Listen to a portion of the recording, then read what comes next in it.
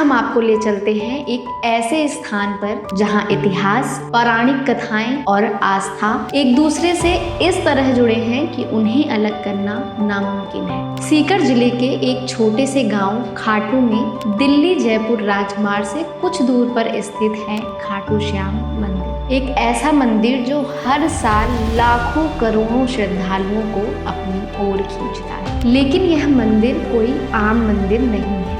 यहाँ जो मूर्ति स्थापित है वह किसी पुरुष का पूरा रूप नहीं बल्कि सिर्फ शीश है, सिर्फ सिर। और यह सिर है उस महान योद्धा का जो 3 बाणों से पूरी दुनिया जीत सकता था। आखिर कौन था यह योद्धा और क्या थी उसकी शक्ति? चलिए आज जानते हैं खाटू श्याम मंदिर की पूरी कहानी।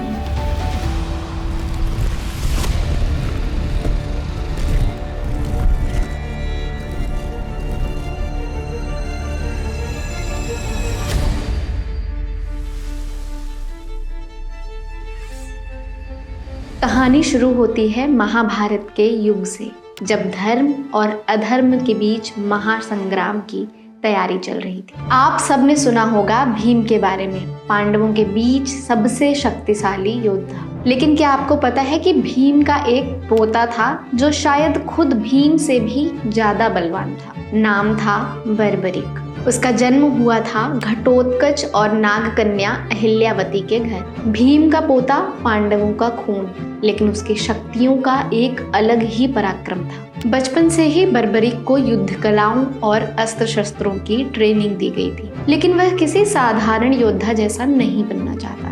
इसलिए उसने भगवान शिव को प्रसन्न करने के लिए घोर तप किया। सालों की तपस्या के बाद जब भगवान शिव प्रकट हुए तो उन्होंने बर्बरिक को 3 दिव्य बाण दिए।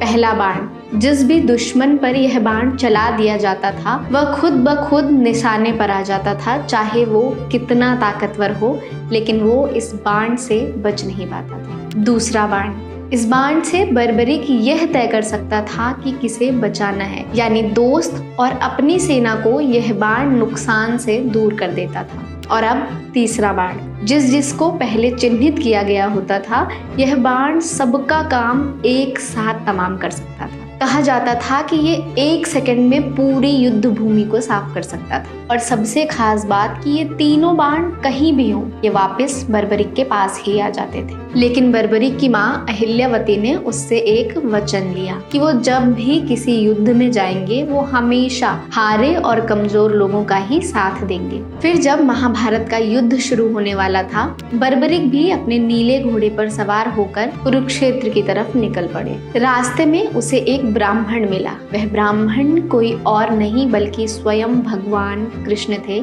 जो बर्बरिक की शक्तियों का परीक्षण लेना चाहते थे। भगवान ने बर्बरिक से कहा कि मैंने सुना है कि तुम्हारे पास बहुत ताकत है। क्या तुम इस पेड़ के सारे पत्तों को एक ही तीर से एक साथ बांध सकते हो?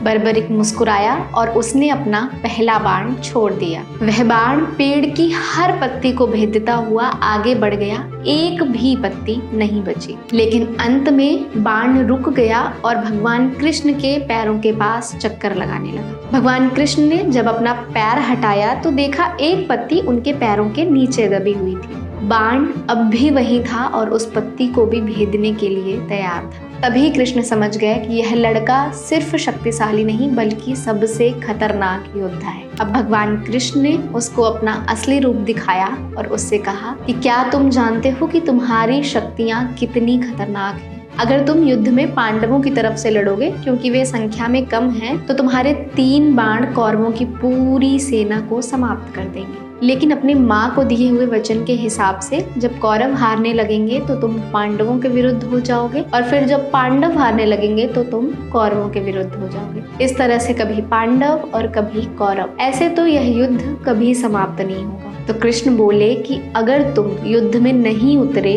तभी यह युद्ध समाप्त हो सकता है। इसके लिए मुझे तुम्हारा सिर चाहिए, इसलिए तुम अपना शीश मुझे दान कर दो। कोई साधारण योद्धा होता तो इस बात से क्रोधित होकर अपनी शक्तियों का प्रदर्शन करने लगता, लेकिन बर्बरिक कोई साधारण योद्धा नहीं था। उसमें एक अलग ही त्याग की भावना थी। बिना किसी शिकायत, बिना किसी पीड़ा के उसने अपना सिर काटकर भगवान कृष्ण को दान कर दिया। भगवान कृष्ण बर्बरिक के इस त्याग से बहुत प्रसन्न हुए। उन्होंने कहा, बर्बरिक तुम्हारा बलिदान अर्जुन और कर्ण से भी महान है और यही महाभारत की सबसे बड़ी कुर्बानी है, और इसलिए मैं तुम्हें वरदान देता हूँ कि तुम कलयुग में श्याम के नाम से पूजे जाओगे और हारे हुए का सहारा बनोगे और कमजोरों के रक्षक कहलाओगे और तुम्हारा शीश ही तुम्हारी पहचान होगा। कृष्ण ने बर्बरिक का शीश कुरुक्षेत्र की एक पहाड़ी पर रख दिया ताकि वह पूरा युद्ध अपनी आंखों से देख सके। युद्ध के बाद वह शीश रूपावती नदी में प्रवाहित कर दिया गया। लेकिन कहानी यहीं खत्म नहीं हुई। कलयुग में बर्बरिक लौटे बाबा श्याम के रूप में। हजारों साल बीत गए, द्वापर युग खत्म हुआ और कलयुग की शुरुआत हो गई। तभी राजस्थान के एक छोटे से गांव में कुछ अजीब होने लगा। गांव के लोगों ने देखा कि एक सुनसान जगह पर एक गाय रोज खड़ी रहती है और अपने आप दूध बहाने लगती है, और अब यह रोज का सिलसिला बन गया था। गांव वालों को यह बात साधारण नहीं लगी। उनको लगा यहाँ जरूर कोई रहस्य है, कुछ अलग है। इसलिए उन्होंने उस जगह पर खुदाई शुरू कर दी और कुछ ही देर में जमीन के नीचे से निकला पत्थर बना हुआ एक शेर। लेकिन उसकी आंखें ऐसी लग रही थी जैसे वो सब देख रही हैं। गांव वालों को समझ नहीं आ रहा था कि यह सब क्या हो रहा है, लेकिन जो भी व्यक्ति उस शेर के पास आता था उसे एक अजीब सा सुकून मिलता था, जैसे कि आसपास कोई सकारात्मक ऊर्जा हो। उस वक्त खाटू गांव पर राज करते थे राजा रूप सिंह चौहान। एक रात भगवान कृष्ण राजा के सपने में आए और उन्होंने कहा, यह शीश मेरे भक्त बर्बरिक का है, इसे श्याम कुंड में स्थापित करवाओ और यहाँ एक मंदिर बनवाओ। सुबह उठते ही राजा ने अपने पुरोहितों और कारीगरों को बुलवाया और 1027 ईस्वी में राजा रूप सिंह चौहान ने उसी स्थान पर वह मंदिर बनवाया जहाँ पर शीश मिला था, और उस जगह का नाम रखा गया श्याम कुंड। तब पहली बार यहाँ बर्बरिक का शीश स्थापित किया गया था। लेकिन अब वह बर्बरिक नहीं बल्कि खाटू श्याम के नाम से पूजे जाने लगे। सदियां बीतती गईं, मंदिर की खबर आस पास फैलने लगी, भक्त और श्रद्धालुओं की भीड़ आने लगी और मान्यताएं बनने लगी। फिर 1720 में जोधपुर के महाराज के दीवान अभय सिंह ने इस मंदिर का पुनर्निर्माण करवाया और इस बार मंदिर को सजाया गया मकराना के सफेद संगमरमर से, वही मार्बल जो सूरज की रोशनी में ऐसे चमकता है जैसे दूध। और यह मंदिर आज भी वैसे ही खड़ा है, सफेद मार्बल में चमकता हुआ, हजारों भक्तों का घर। आज यह सिर्फ एक मंदिर नहीं बल्कि विश्वास है, एक आसरा है हारे लोगों के लिए। जब आप मंदिर में प्रवेश करते हैं तो आपका स्वागत होता है एक भव्य तोरण से। अंदर पहुंचते ही चारों तरफ मकराना मार्बल की चमक दिखाई देती है। पूरा मंदिर इसी शुद्ध मार्बल से बना है। दीवारें, फर्श, खंबे और सब कुछ। कहीं कहीं दीवारों पर पारंपरिक राजस्थानी रूपांकन, फूलों की डिजाइन और महाभारत की कथाओं की नक्काशियां भी की गई। इसके बाद आता है जगमोहन, और यही है मंदिर का मुख्य प्रार्थना स्थल, जहां बैठकर भक्त भजन कीर्तन करते हैं। जगमोहन की छत पर बनी पेंटिंग्स महाभारत और कृष्ण लीलाओं की कहानियां जीवंत कर देती हैं। लेकिन सबसे खास है मंदिर का गर्भगृह। यह पूरी तरह चांदी का बना हुआ है। आरती के समय जब दिए जलते हैं तो पूरा गर्भगृह सितारों की तरह चमक उठता है, और इसी दिव्य सौंदर्य के बीच विराजमान हैं खाटू श्याम जी। सुबह होते ही भगवान का श्रृंगार हो जाता है। फूलों की मालाएं, मोतियों की सजावट, रंग बिरंगी पगड़ियां, कभी पीली, कभी लाल तो कभी सफेद। मूर्ति का चेहरा एकदम शांत है, आंखें आधी खुली आधी बंद, जैसे वो ध्यान में हो। भक्तों का मानना है कि श्याम जी सब कुछ देख रहे हैं और उनकी समस्याएं सुन रहे हैं। मूर्ति पूर्व दिशा की ओर स्थापित है ताकि सूर्य की पहली किरण सबसे पहले श्याम जी के मुख पर पड़े। अब गर्भगृह से बाहर निकलकर चलते हैं श्याम कुंड की तरफ, और यही वह पवित्र कुंड है जहाँ से बर्बरिक का शीश मिला था। यह एक पवित्र सरोवर है जो कभी नहीं सूखता। भक्त यहाँ से पवित्र जल लेकर जाते हैं। इसे चरणामृत माना जाता है। कोई इसे पीता है तो कोई इसे घर ले जाकर संभाल कर रखता है। और अब जो सबसे मनमोहक लगता है वह है श्याम कुंड के जल में मंदिर का प्रतिबिंब। खास तौर पर सुबह की रोशनी में यह दृश्य बिल्कुल स्वर्गीय लगता है। मंदिर परिसर में जगह जगह घंटे लगे हुए हैं। दर्शन के बाद जब भक्त इन्हें बजाते हैं तो पूरा परिसर एक दिव्य ध्वनि से गूंज उठता है। एक और है प्रसाद भंडार, जहाँ भक्तों के लिए रोजाना ताजा प्रसाद बनता है, चना, हलवा, लड्डू और पेड़े।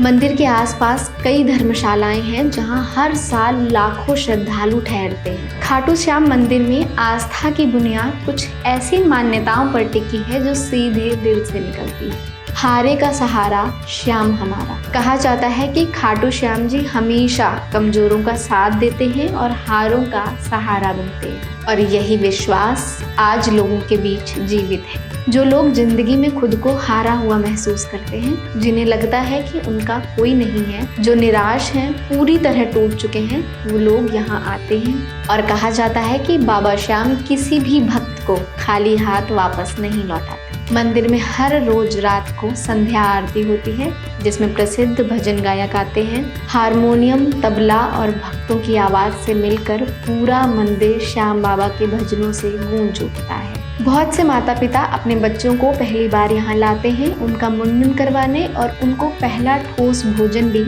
यहीं दिया जाता है। उनका मानना है कि जो शुरुआत श्याम बाबा के नाम से होती है वह सफल जरूर होती है। शादी के बाद नए दूल्हा दुल्हन आते हैं नए जीवन की शुरुआत के लिए आशीर्वाद लेने। इसके अलावा छात्र, व्यवसायी सब यहाँ अपनी मनोकामनाएं लेकर आते हैं, और सबका एक ही विश्वास है, पहले बाबा का आशीर्वाद, बाकी सब अपने आप हो जाएगा। ये मान्यताएं अंधविश्वास नहीं है, बल्कि आस्था है हजारों करोड़ों श्रद्धालुओं की। और जब करोड़ों लोगों की आस्था एक ही स्थान पर केंद्रित हो तो वहाँ पर ऊर्जा ना हो, ऐसा कैसे हो सकता है। खाटू श्याम मंदिर में दिन की शुरुआत होती है सुबह की पहली आरती से, जो 4:30 बजे होती है। इसको मंगला आरती कहते हैं। इसमें पुजारी घंटे और शंख बजाकर आरती गाते हैं और श्याम जी को जगाते हैं। इसके बाद 10:30 बजे होती है श्रृंगार आरती। इसमें श्याम जी का श्रृंगार होता है। ताजे फूल, नए कपड़े, नए आभूषण, नई पगड़ी, सब कुछ बदल दिया जाता है। दोपहर 12 बजे होती है भोग आरती। इस समय श्याम जी को प्रसाद अर्पित किया जाता है। ताजा पकवान, चना, हलवा,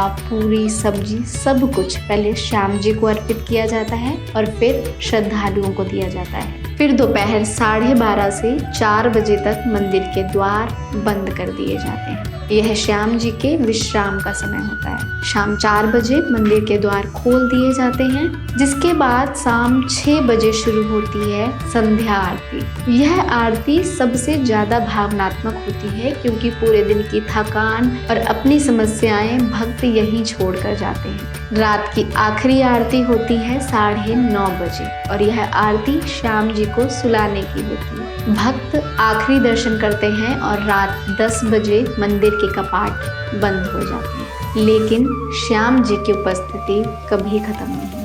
हर साल फागुन के महीने यानी फरवरी और मार्च के समय यहाँ भव्य फागुन मेले का आयोजन किया जाता है। महीनों पहले से इसकी तैयारी शुरू कर दी जाती है। सरकार, प्रशासन, पुलिस सब इसकी तैयारियों में लग जाते हैं। अस्थायी दुकानें लगती हैं, भंडारे लगाए जाते हैं, चिकित्सा शिविर लगते हैं। लोग मेले में 10-12 दिन पहले से ही आना शुरू हो जाते हैं। लेकिन असली मेला शुरू होता है रींगस से। खाटू से लगभग 17 से 19 किलोमीटर दूर। यहाँ से शुरू होती है निशान यात्रा। लाखों भक्त एक साथ पैदल 17 किलोमीटर की दूरी से केसरिया झंडों के साथ निकलते हैं। बच्चे, बुजुर्ग, औरतें, मर्द सब लोग ढोल बजाते, भजन गाते और नाचते हुए आगे बढ़ते हैं। रास्ते में जगह जगह पानी की व्यवस्था की जाती है, भंडारे लगाए जाते हैं। और जब यह जुलूस खाटू मंदिर के द्वार पर पहुंचता है तो पूरा मंदिर केसरिया रंगों से ढक जाता है।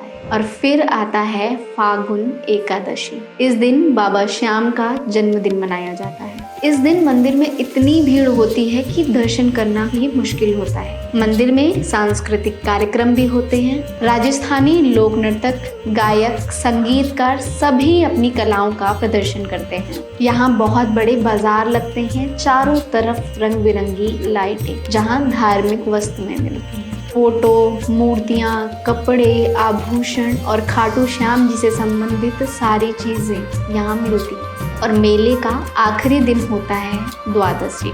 इस दिन विशेष प्रसाद बनता है, खीर और चूरमा। लोग यह प्रसाद लेकर अपने अपने घर चले जाते हैं और यह मेला यहीं खत्म हो जाता है। लेकिन यह अनुभव लोगों के साथ हमेशा जुड़ा रहता है। खाटू श्याम उस भरोसे का नाम है जो करोड़ों श्रद्धालुओं के दिलों में धड़कता है और टूटे हुए इंसान को फिर से खड़ा होने की ऊर्जा देता है। खाटू श्याम मंदिर में आज भी बर्बरिक के बलिदान की गूंज और भगवान कृष्ण के वरदान की कहानी जीवित है। तो अगर आप भी कभी राजस्थान जाएं तो राजस्थान के उस छोटे से गांव खाटू में जरूर जाइएगा। सिर्फ मंदिर देखने के लिए नहीं, बल्कि उस ऊर्जा को महसूस करने के लिए, उस आस्था को समझने के लिए जो हजारों, लाखों, करोड़ों श्रद्धालुओं के दिलों में है।